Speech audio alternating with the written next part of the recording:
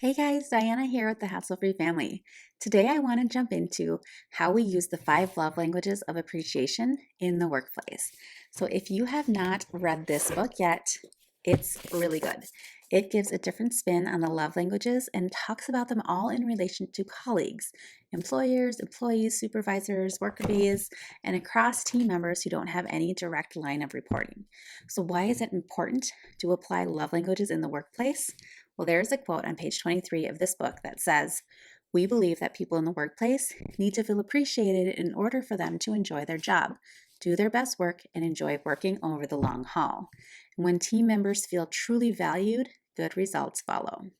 So, in fact, the single highest driver of engagement, according to a worldwide study conducted by Towers Watson, is whether or not workers feel their managers are genuinely interested in their well being. It wasn't the money they make or the number of gifts given to them in a year. Studies have shown that leaders who give very little praise to their team members actually undercut the perceived value of the salaries they're being paid. Employees who report the highest levels of receiving recognition are over 2 times more likely to agree that they are paid appropriately for the work that they do. So, giving your team adequate recognition and appreciation can actually save you money. You won't have to pay them as much, yet they will feel as though they are compensated adequately. 89% of managers believe employees leave for more money, while only 11% of managers believe employees leave for other reasons. In fact, it's the total opposite. Only 12% of employees report leaving for more money, while 88% of employees state that they left for reasons other than money, reasons that are more psychological in nature, including not feeling trusted and not feeling valued. Now, if you're a boss, I want to warn you that appreciation can be manipulated when your sole driver is financial factors. As bosses and managers, we don't want to manipulate people into feeling appreciated just because we want to save money. Our true motivation really does need to be the well being of the employee. Now, another interesting fact is that the burden doesn't fall completely on bosses and managers. There's a quote from page 50 of this book that says, "Although most employees like to receive positive messages from their supervisor, hearing encouragement and support from their coworkers has become increasingly important. Receiving a compliment or having a colleague report to others how valuable your contribution was to the success of a project is extremely meaningful to more and more employees." Now, it's simply unrealistic to put the full burden of showing appreciation for employees on those shoulders of managers and direct supervisors. Expanding the focus from this group of employees to all team members creates more positive results for the entire team. Okay, I think that's enough for the why. I want to move on to the how we do this.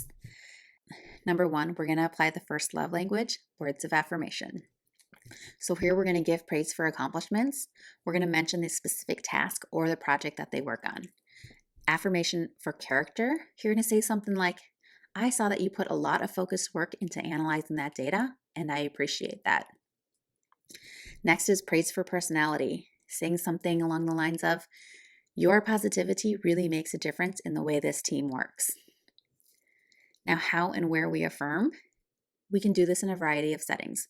We can do it personally in a one-on-one setting. We can give praise in front of others. We can give written affirmation, and we can give public affirmation. So that would be more like an awards ceremony. One thing to watch out for, missing the mark with hollow praise.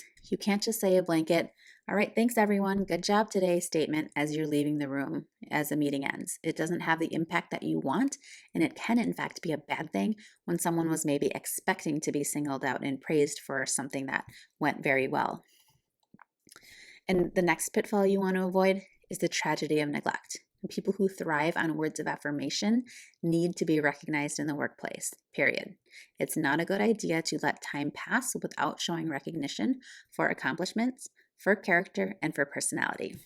When surveyed across organizations, 45% of employees report that words of affirmation is the most frequently chosen language of appreciation.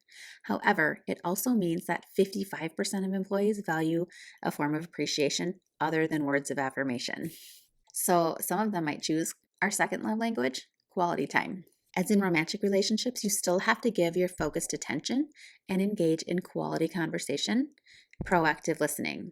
In order to make this work, you want to maintain eye contact. You're going to resist the temptation to look at the ceiling, the floor, out the window, be typing on your computer. You're going to also resist the impulse to interrupt. Remember that startling 17-second statistic that we learned about yesterday? Please try to listen, especially longer than 17 seconds. We're going to listen for feelings as well as thoughts. We're also going to observe body language. Sometimes the body language speaks one message while the words are speaking another. Ask for clarification to make sure you know what that person is really thinking and feeling. We're also going to affirm their feelings, even if you disagree with the conclusions that they're making.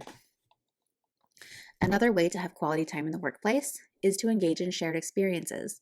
Do something fun, go out for lunch, go bowling as a team, do something that could be considered a team building activity. It's all about the quality time. Working collegially with coworkers on a task is also considered quality time. Getting people together for a team project based on their strengths and not just the convenience of a schedule. A hand-picked team is going to feel much more special for each of the members of that team. We can also engage in small group dialogue. You can create a focus group where people give their best ideas for improvement because you truly value their input. And the key to making this work is to actually put that input to use to make your organization even better. One way to overcome a barrier to quality time is just to make the time to do it. Have a positive attitude about spending time with your colleagues and find creative ways to meet, even if it's virtual. Showing your appreciation by spending time with your work associates can take different forms, but the impact on your team members can be significant. When quality time is an individual's primary appreciation language, they will thrive when they receive time with those they value. However, when they feel ignored or left out, they tend to become discouraged and disgruntled. So quality time is the best investment you can make in the life of these individuals, and it will pay huge dividends. Time invested in speaking this language of appreciation may be the difference between a motivated employee and one who simply does what is necessary and ends up leaving the organization prematurely. The third love language is acts of service. When a colleague's primary love language is acts of service, they appreciate it when others reach out to help. They have lots of energy, they work hard, they're extremely efficient. These people are generally team leaders and able to get their colleagues excited about completing the project.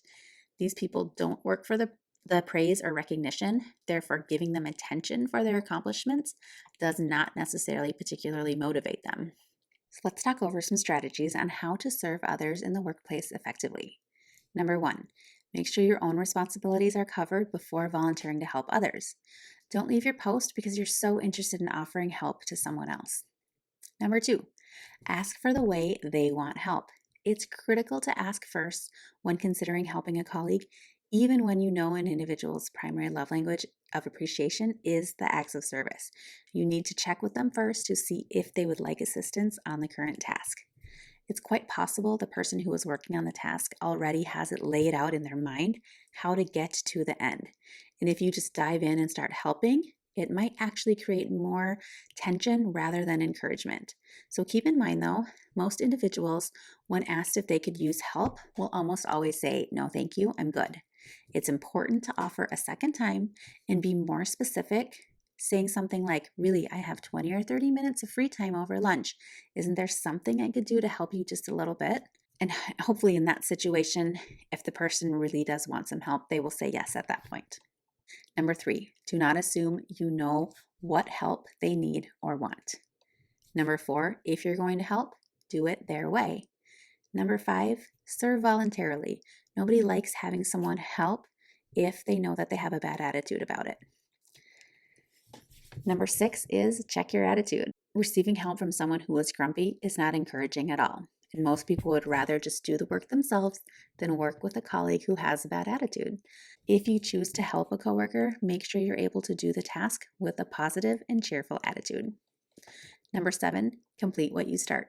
For those individuals whom acts of service is important, one way to not encourage them is to start a task and then leave it incomplete. If you're going to help, make sure you're going to get the task done. The 4th love language of appreciation is tangible gifts.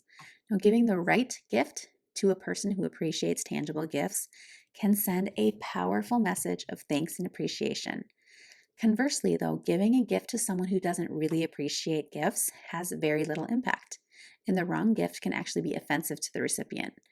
The challenge of giving the correct gift to the right person is a primary reason why many employers no longer give gifts for Christmas, for work anniversaries, or for birthdays. However, totally abandoning the giving of gifts as an expression of appreciation does leave many employees feeling unappreciated. So, what are the key components necessary for tangible gifts to be truly encouraging? Well, first, you need to give gifts primarily to those individuals who will appreciate them. In a survey of over 100,000 employees, they found that tangible gifts is the least chosen language of appreciation through which individuals want to be shown appreciation. Only 6% of employees chose tangible gifts as their primary language of appreciation, and 68% report it as their least valued appreciation language. The second component to making tangible gifts work is you must give a gift the person values. A favorite gift to receive in the workplace is food. Bringing in a colleague's favorite type of coffee, bagels, or donuts to share, ordering pizza for a Friday lunch are all good examples of using food to express your appreciation to your colleagues. And also, don't forget about those healthier options. After food, gift cards are the second most popular workplace gift. But the reality is, many supervisors and colleagues do not have a lot of extra money to personally fund $25 or $30 gift cards here and there for their coworkers. So, when it comes to tangible gifts in the workplace, people really enjoy experiences rather than a physical gift.